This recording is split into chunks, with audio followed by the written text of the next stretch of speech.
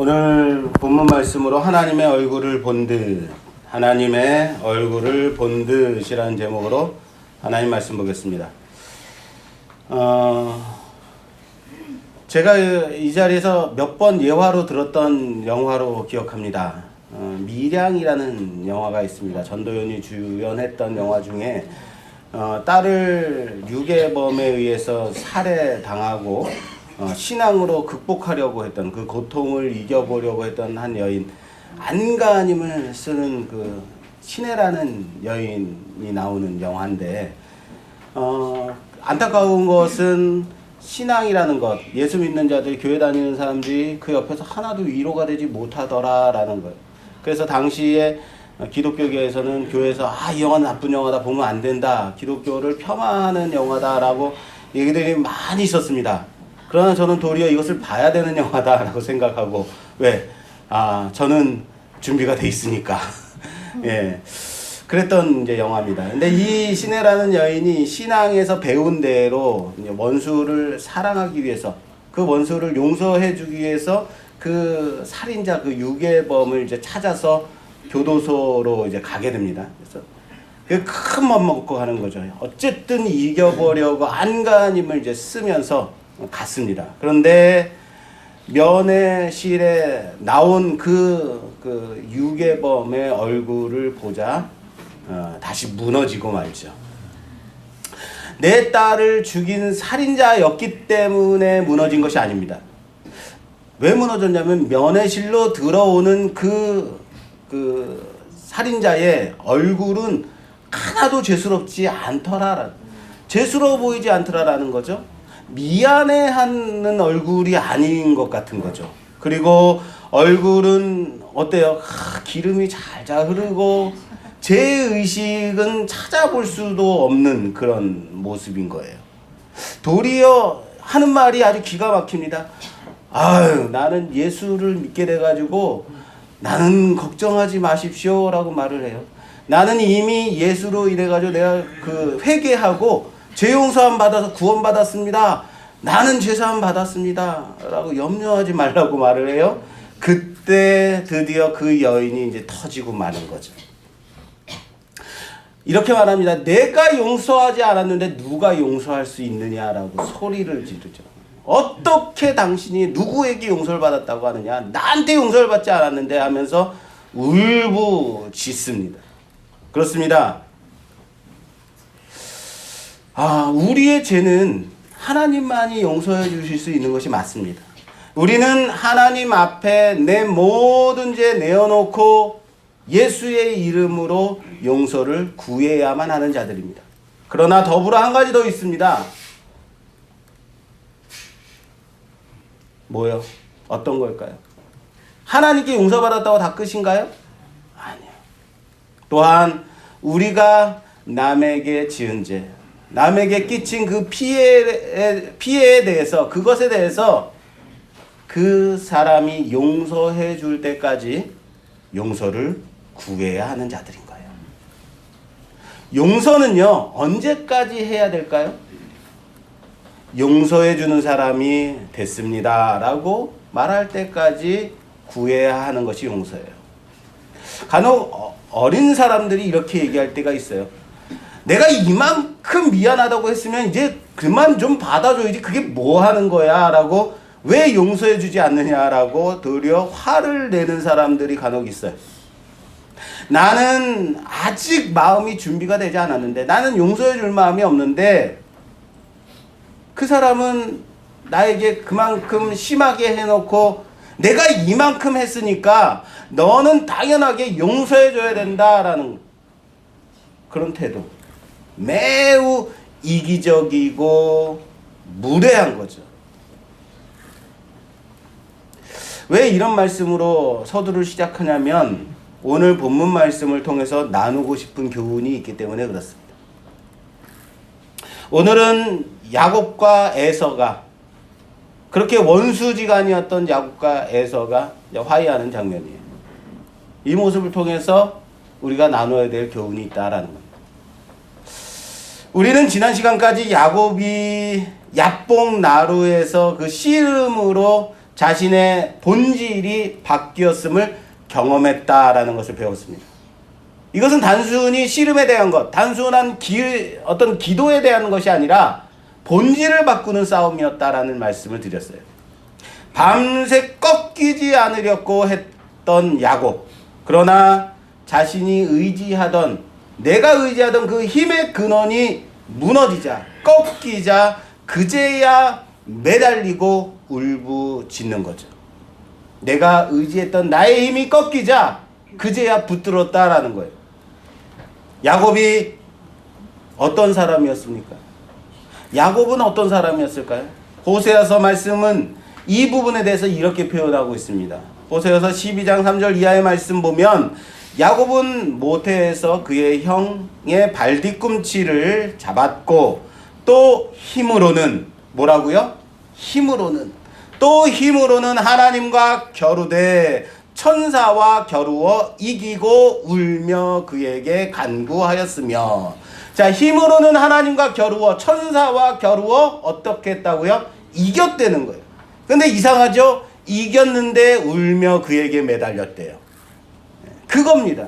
자, 힘으로는 야곱은 자신의 힘으로 자신이 꺾이지 않으려고 했던 그 자신의 본질로 꺾이지 않았다라는 거예요. 힘으로 하나님과 겨루었던 사람이었습니다. 하나님은 야곱의 이름을 그래서 그의 본질을 바꾸시기를 원했다라는 거예요. 네가 네 힘 의지해서 살아가면 나를 의지하지 않는다. 네가 네 힘의 근원 의지하면 결코 나를 붙잡지 않는다. 내게 매달리지 않는다. 너는 꺾여져야만 한다. 그래서 그리스도인은 어떤 사람들이라고 했습니까? 꺾여서 승리한 사람. 하나님을 붙들어서 승리한 사람들, 바로 그리스도인, 이스라엘입니다. 그래서 이 싸움은 야곱의 본질을 바꾼 싸움이었다라고 말씀드렸어요. 그렇습니다. 우리는 세상에 속한 우리의 본질, 그 본질을 이제 예수 그리스도에 속한 본질로 바꾸어야 된다는 사실을 믿으시길 바랍니다. 우리의 본질을 붙잡는 싸움 아니에요. 우리의 것을 고수하려고 하는 싸움 아니에요. 더 쥐려고 하는 그 싸움이 아니라고요. 뭐라고요? 하나님의 말씀의 본질을 붙잡는 싸움하는 여러분 되시기를 주님의 이름으로 축원합니다. 무엇을 붙들라고요? 하나님의 말씀의 본질이요. 유대인들은 어땠습니까? 지금까지도 본질을 붙잡지 않고 종교 생활과 형식과 전통과 그들이 해왔던 그 율례들을 따라서 본질을 붙잡지 않았어요. 그리고는 전통을 붙잡자 어떻게 됐습니까? 고기의 엉덩이 살 그 힘줄은 지금까지도 먹지 않더라. 그들이 붙잡은 것은 전통일 수 있습니다. 그들이 붙잡은 것은 종교 생활일 수 있습니다. 그러나 그들이 놓친 게 있습니다. 바로 예수 그리스도를 놓쳤습니다. 그들은 예수 그리스도를 십자가에 못 박아 죽이게 되었습니다. 우리가 붙잡아야 되는 것은 무엇입니까? 바로 말씀입니다. 하나님께서 우리에게 주시는 그 말씀이 무엇인가 붙잡는 여러분 되시기를 주님의 이름으로 축원합니다. 자, 야곱에게 가장 중요한 것은 야곱의 인생을 볼 때 무엇이었냐면 바로 축복이에요. 야곱은 어떻게든 이 축복을 받으려고 갖은 애를 쓴 사람이에요. 그래서 에서를 속여서 장자의 명분을 빼앗았습니다. 아버지 이삭을 속여서 장자의 축복을 받았습니다. 그러나 오늘 우리들이 함께 읽은 이 본문에서 야곱이 생각했던 축복, 아니 우리들도 함께 생각하고 있는 그 축복의 모습이 하나님의 복은 아니었다라는 생각이 좀 들지 않으십니까? 무슨 말이냐면요. 자, 이거 보세요. 자, 3절. 오늘 본문 3절 말씀이 이렇게 시작이 돼요. 자기는 그들 앞에서 나아가되 몸을 7번 땅에 굽혀 그의 형 에서에게 가까이 가니. 몸을 몇 번 굽혔다고요? 7번 굽혔대요. 이 7이라는 숫자는 우리들에게 익숙한 숫자예요. 7이라는 숫자, 7이라는 숫자, 행운의 숫자. 그러면 우리는 달라야 돼요. 일곱은 뭐예요? 예, 완전수. 예, 완전수. 일곱이라는 숫자는 완전수입니다. 그래서 일곱 번 땅에 엎드렸다는 것은 한 번, 두 번, 세 번, 네 번, 다섯, 여섯, 일곱, 여덟, 아홉, 몇 번까지 갔어? 일곱. 예, 예, 일곱 번 땅에 엎드렸다는 의미도 있지만 완전수기 때문에 자신이 에서에게 취할 수 있는 가장 최고의 예를 갖추어 땅에 엎드렸다라는 의미도 있습니다. 또한 에서가 인정할 수 있을 만큼, 에서가 인정할 수밖에 없을 만큼 땅에 엎드렸다라는 의미도 있어요. 단지 숫자의 개념이 아닐 수도 있어요. 자신은 에서의 그 장자의 명분도, 형님 에서의 장자의 축복도 빼앗아 받았습니다. 또한 외삼촌 라반의 집 바단 아람에서 거부가 되어서 이제 돌아왔습니다. 이 가나안 땅 아버지의 집으로 지금 돌아오고 있습니다. 그리고 바로 어젯밤에는 어떤 일이 있었어요? 어젯밤에는 담을 세워서 하나님의 천사와 씨름을 하여 이겼다, 네가 이겼다라는 선언도 받았습니다. 그런데 오늘의 야곱은 어떻습니까? 어제까지의 야곱은 큰 부자가 되었고 지금까지 그렇게 받으려고 했던 축복도 사기쳐가면서 받았는데 아주 어마어마한 거부가 돼서 돌아왔는데, 그리고 어제는 하나님의 천사와 싸워서 이겼다, 그래 네가 이겼다라는 소리까지 들었는데 오늘의 야곱은 어떻습니까? 오늘은 흙바닥에 엎드려 7번이나 머리를 조아리며 형님 앞에 최대한의 예를 갖추고 있더라라는 거예요. 뭡니까? 축복받은 야곱, 돈 많이 번 야곱, 거부가 된 야곱, 자식도 12명이나 11명이나 있는 야곱, 어떻게 된 겁니까? 뭡니까? 바로 이 모습을 통해서 우리는 명예나 권력이나 힘이 야곱에게 있지 않았다라는 것을 엿볼 수 있다라는 거예요. 무슨 말이에요? 축복받은 삶, 우리를 생각했던 그 축복과 하나님이 주시는 축복이 달랐다라는 거예요. 야곱이 생각했던 것은, 그리고 우리가 생각하는 축복은, 축복을 받은 자는 다른 사람에게 경배를 받아야 하는 것.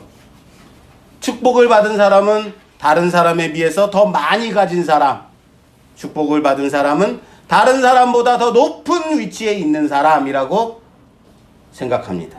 그러나 야곱은 오늘 도리어 몸을 낮춰서 자신의 형과 그와 함께 있던 모든 자들 앞에서 몸을 굽히고 있더라라는 거예요.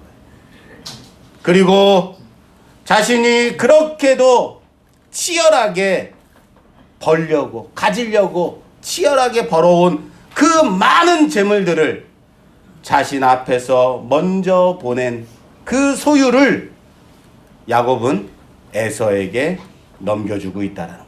형님 받으십시오. 이것 때문에 내가 축복받기를 원했던 것 아닌가요?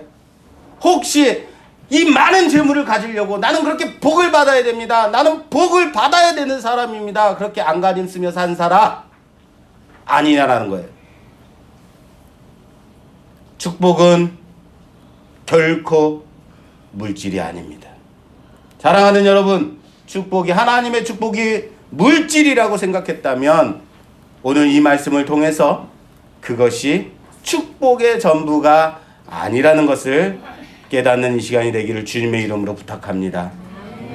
물론 물질도 있을 수도 있어요. 전혀 아니라는 것은 아니지만 그것이 하나님의 축복의 전부가 아닙니다. 또한 에서는 살기 등등해서 400명의 장정을 데리고 야곱을 맞으러 왔어요. 왜 야곱에게 400명이나 장정을 데리고 왔다고요? 죽이려고, 가만히 두지 않으려고, 뜨거운 맛 보여주려고 왔어요. 그런데 오늘 본문 말씀 보니까 어떻습니까? 너무 별거 없이 그냥 야곱을 용서하고 있는 것 같지 않습니까? 이럴 때 우리는 하는 용어가 있어요. 참 싱겁다.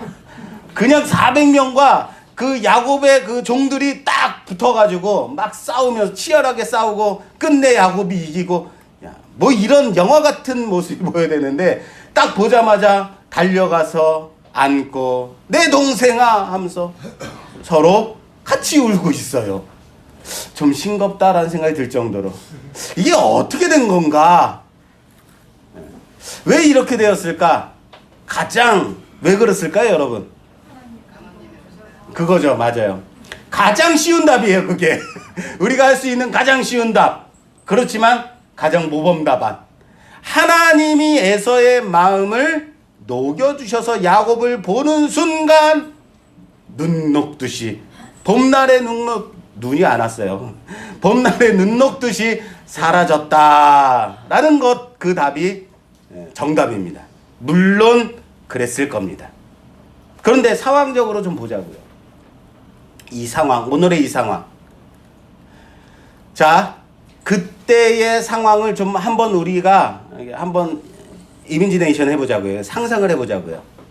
400명의 장정을 거느리고 살기등등해서 달려오고 있는데 뭐가 보여요? 수많은 재물들이 앞에서 오고 있는 거예요. 그리고 자신을, 그 많은 재물들이 자기를 향해서 오면서 우리 주인 야곱이 당신께 드리는 거랍니다 하고 오고 있어요.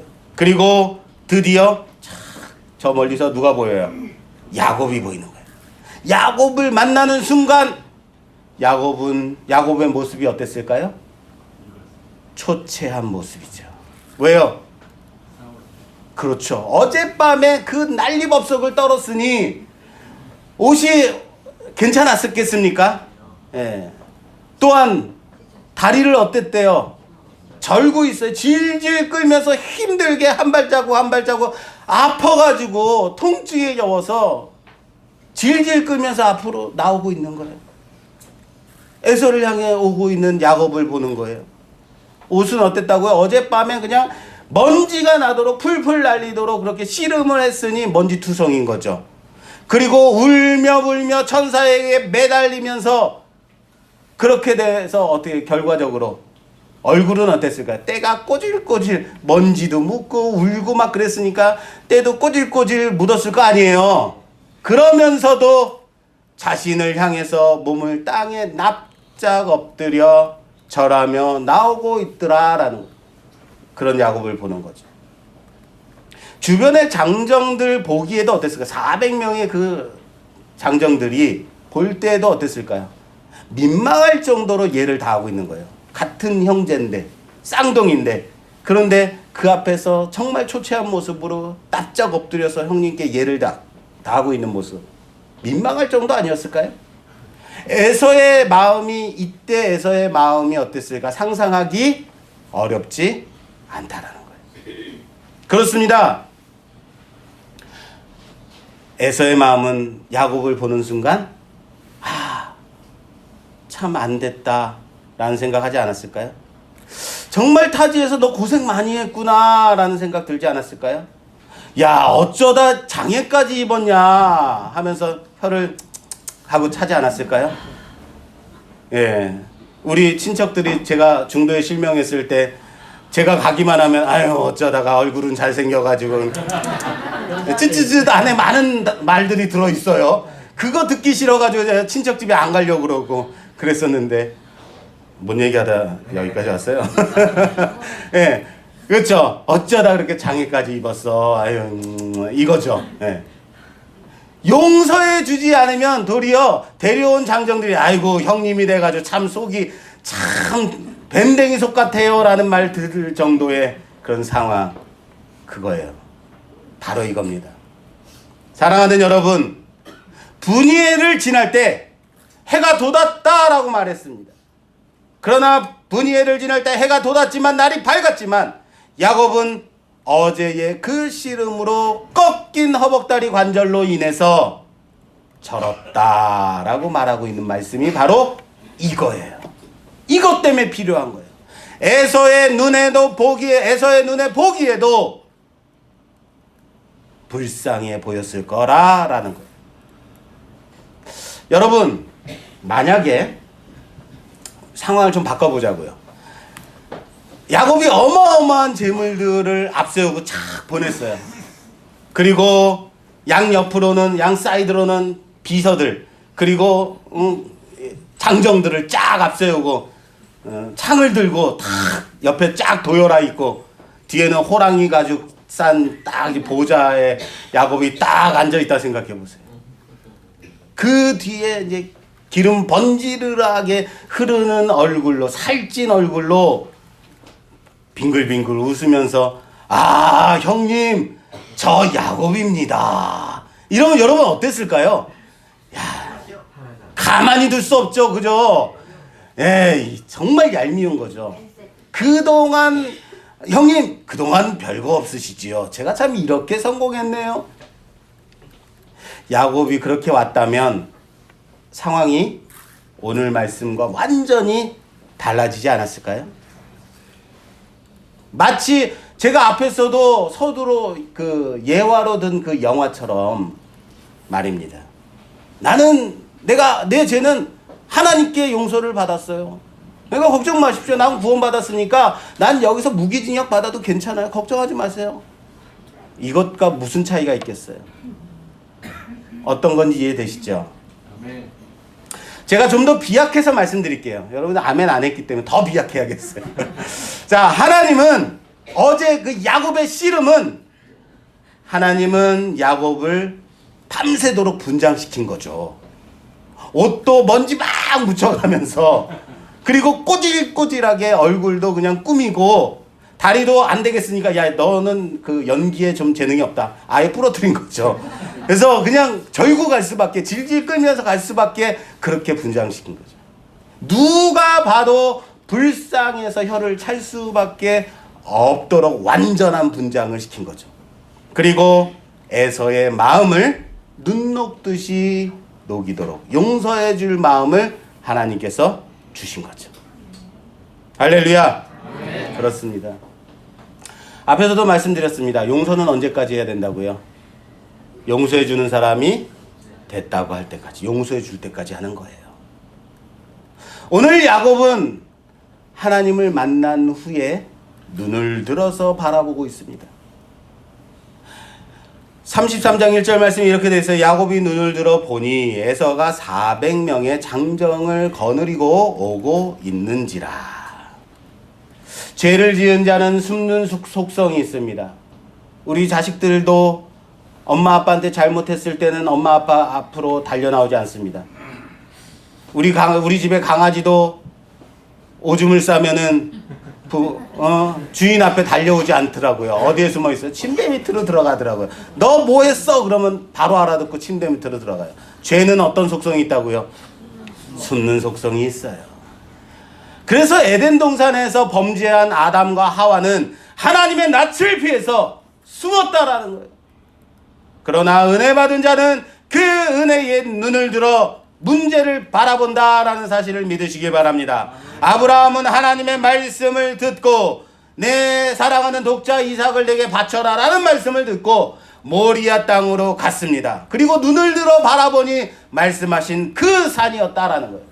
말씀에 의지해서 순종하여서 이삭을 번제단에 묶어서 드리고 눈을 들어 바라보니 순념소가 들불에 걸려있더라라는 거예요. 지금까지는 야곱은 뒤로 숨었습니다. 에서를 피해서 도망갔습니다. 바라보고 싶지 않았습니다. 그러나 오늘의 야곱은, 은혜 받은 야곱은 은혜의 눈을 들어 에서를 바라보고 있다라는 사실을 믿으시길 바랍니다. 어제의 야곱은 하나님과의 관계를 회복한 야곱이었습니다. 씨름을 통해서 꺾여서 하나님을 붙든 야곱, 하나님과의 관계가 회복되었습니다. 할렐루야. 그리고 오늘의 야곱은 형 에서와의 관계가 회복되고 있다라는 사실을 믿으시길 바랍니다. 무슨 말인지 아시겠어요? 그렇습니다. 신앙은요, 하나님과 나와의 관계입니다.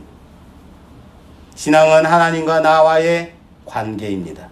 그러나 또한 나와 내 이웃과의 관계라는 사실을 믿으시기 바랍니다. 하나님과 문제를 해결받은 하나님과의 문제가 예수 그리스도로 인하여서 해결받았음을 믿으시길 바랍니다. 다시요. 하나님 죄의 문제로 인해서 하나님과 완전히 갈라졌던 끊겼던 하나님과의 관계를 예수 그리스도로 인하여서 해결되었음을 믿으시길 바랍니다. 아멘. 하나님과의 관계가 해결되었습니다. 아멘. 그렇다면 오늘 야곱과 같이 또한 이웃과 주변과의 문제도 해결받아야 된다는 사실을 믿으시기 바랍니다. 아니요, 해결해야만 한다라는 것. 그것이 바로 성도입니다. 마태복음 22장 36절 이하에 율법교사가 예수님께 나와서 묻는 질문이 있습니다. 율법교사가 말합니다. 선생님, 율법 중에서 어느 계명이 크니까?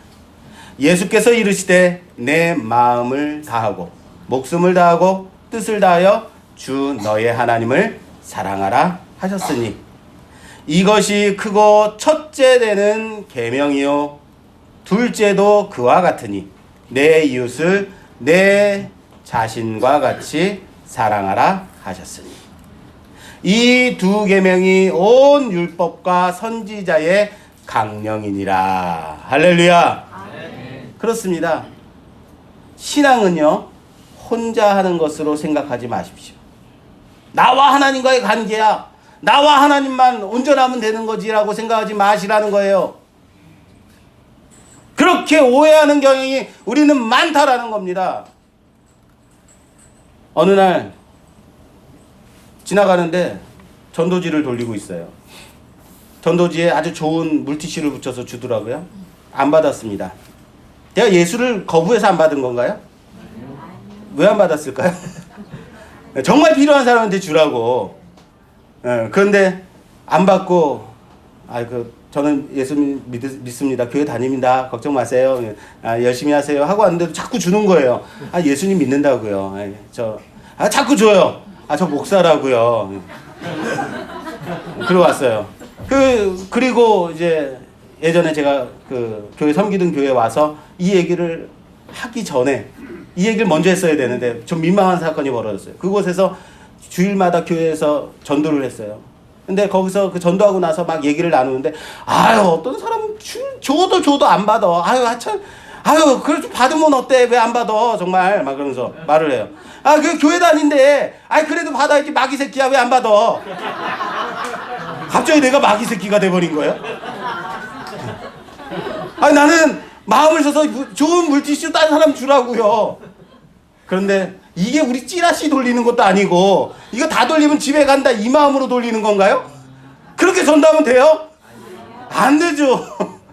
전도할 때도 내 말을 듣지 않으면 마귀 새끼 이러면 안 되는 거예요. 그렇게 치부하는 경향이 있어요. 뭐예요? 예의가 없는 거예요.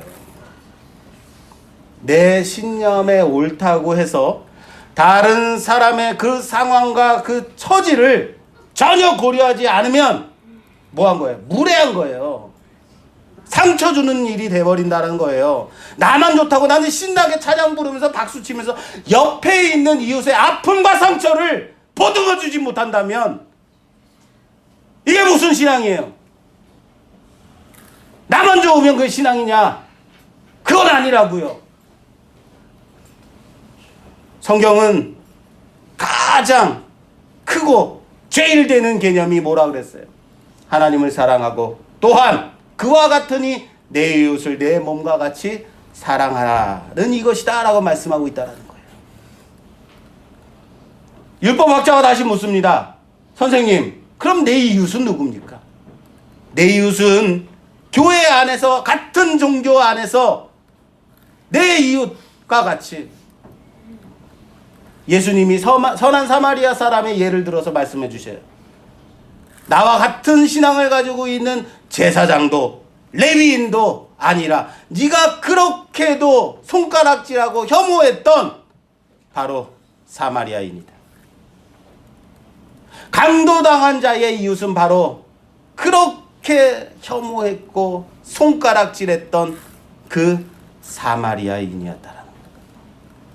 사랑하는 여러분, 신앙을 교회에서 증명받으려고 하지 마십시오. 뭐라고요? 신앙을 교회에서 증명받으려고 하지 마십시오. 신앙은 내 삶의 자리에서 나를 부르신 그곳에서 증명받아야 하는 것이에요. 여러분, 저 교회에서 목사예요.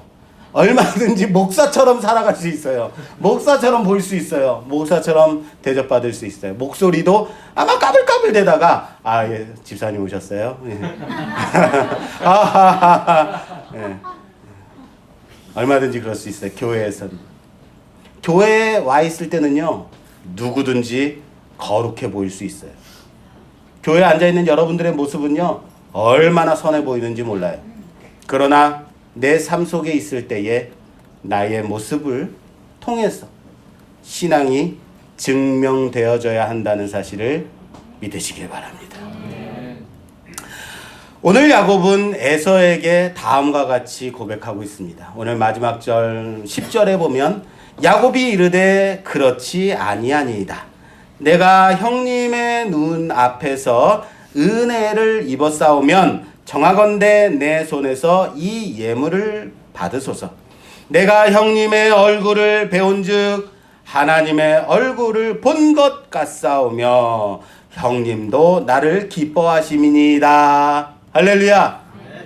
야곱은요, 천사와 씨름하던 그곳을 분이엘이라고 말했어요. 뜻은 뭐라고요? 하나님의 얼굴을 내가 봤는데, 내가 하나님을 만났는데 내 생명이 보존되었다. 내가 하나님을 이겼다라고 해서 분이엘이 아니에요. 분이엘의 뜻은 내가 하나님을 보았음에도 내 생명이 하나님의 은혜로 보존되었다라는 고백이에요. 그런데 오늘 지금 이 10절의 말씀이 바로 그 고백하고 똑같은 고백이에요. 마찬가지의 고백이에요. 이거예요. 자, 내가 형님의 얼굴을 배웠으나 내 생명이 보존되었습니다. 내가 하나님의 얼굴을 보았으나 내 생명이 보존되었다. 내가 형님의 얼굴을 보았으나 내 생명이 보존되었다. 똑같은 고백이에요. 그러나 여기 하나 더 있습니다. 내가 형님의 얼굴을 배웠은즉은 하나님의 은혜로 인해서 형님의 얼굴을 보아도 내 생명이 보존되었다라는 의미예요. 앞에 하나님의 은혜가 있어요. 전제가 뭐라고요? 하나님의 은혜예요. 이것을 잊지 마십시오. 내가 무엇을 했기 때문에 은혜를 입은 게 아니라 하나님의 은혜로 나의 생명이 보존되었습니다 라고 고백하는 여러분 되시기를 주님의 이름으로 부탁합니다. 나의 살아가는 동안에 하나님의 은혜로 살아감을 고백하는 여러분 되시기를 주님의 이름으로 축원합니다. 축원합니다. 그리고 여기서 한 가지 중요한 마지막 한 가지가 더 있습니다. 끝날 것 같은데 안 끝나죠.